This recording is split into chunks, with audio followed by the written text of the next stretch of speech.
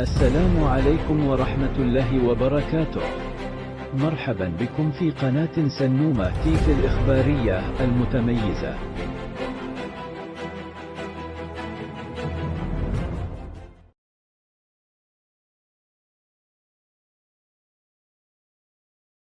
حالة من الخوف عاشتها ساكنة حي سباته بالدار البيضاء صباح اليوم بعد العثور على عظام وجماجم بشرية مدفونة بطريقة غير شرعية في الحي المذكور، كما استنفرت معها مختلف عناصر الشرطة وعناصر السلطات المحلية.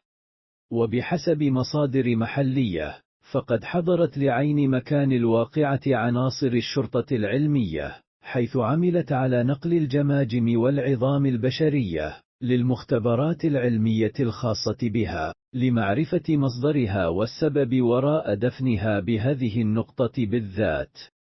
وقالت مصادر من عين المكان أن الساكنة تتخوف من فرضية أن يكون عمل إجرامي، ومن كون الجثث تعود لضحايا مختفين.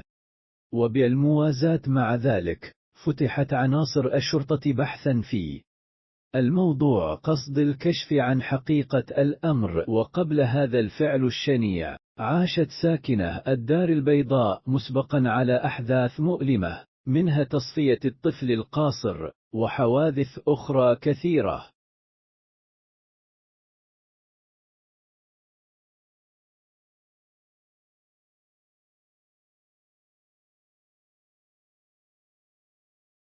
وشكرا على المشاهدة، ولا تنسوا الاشتراك في القناة والضغط على الجرس ليصلكم الجديد، وإلى اللقاء.